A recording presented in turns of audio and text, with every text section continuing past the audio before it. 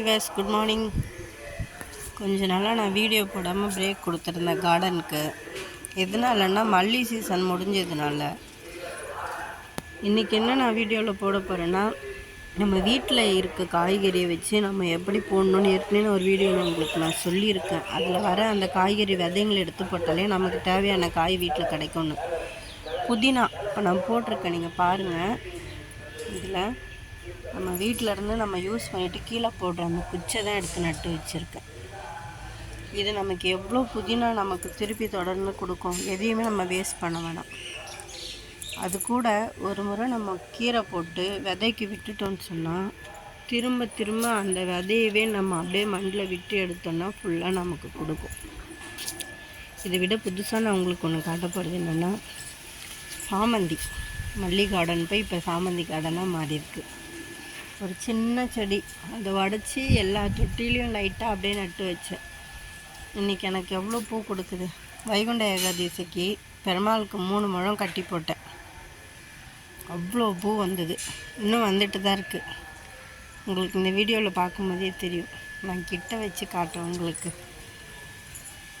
ஒரு சின்ன செடி நம்ம தொட்டி இருந்தால் வீட்டில் ஒரு வீட்டு வாசலில் கூட ஒரு 10 ரூபா கொடுத்து ஒரு செடி வாங்கி நம்ம வச்சோம்னா அதில் வர பூவை பறித்து தினமும் நம்ம சாமிக்கு போடுறது எவ்வளோ ஒரு அழகு தெரியுமா.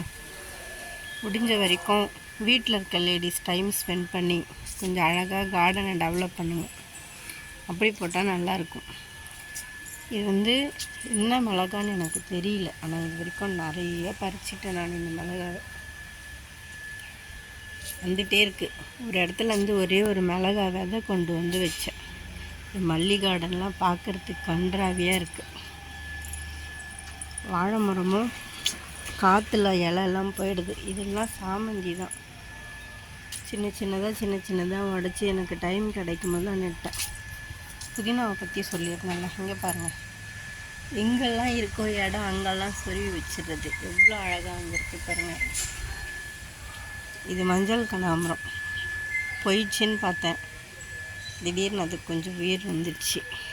பூச்சி அரிச்சு மொத்தமாக போயிடுச்சு. இதுவும் நான் சொன்னேன் அந்த சின்ன க்ரீன் சில்லி தான். அப்படி இருக்குது பாருங்கள். இது என்ன சில்லின்னு தெரியாது, ஆனால் நிறைய வந்திருக்கு. இது நம்ம புதினா.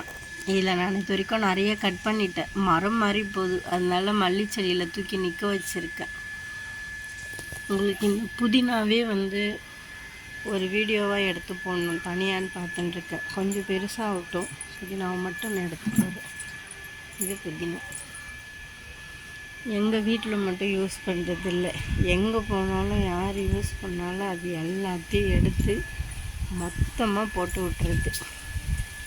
அந்த குச்சி கீழே போடாதீங்கன்னு சொல்லி கொண்டு வந்து அது எங்கே இருந்தாலும் 2-3 நாள் பத்திரம் பண்ணி வச்சு போடுறேன். இது சாமந்தி.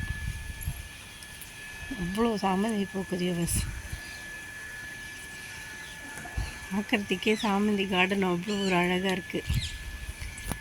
இதோட நம்ம துளசி அம்மன் பொங்கலுக்கு இவங்க அழகாக டெக்கரேட் பண்ணிடலாம். துளசி 4 வருஷம் இதுக்குள்ளே ஒரே செடி தான் வச்சேன். இன்ன வரைக்கும் அது அவ்வளோ அழகாக வந்துருக்கு. அப்புறம் இது நம்ம பூஜரும். இன்றைக்கி பிரதோஷம், அதனால சிவபெருமானுக்கு அபிஷேகம் பண்ணிட்டேன். இன்னும் பூ பறித்து போடலை, இனிமேல் தான் போடணும். ஓகே விவர்ஸ், எல்லாருக்கும் ஹாப்பி பொங்கல். பாய்.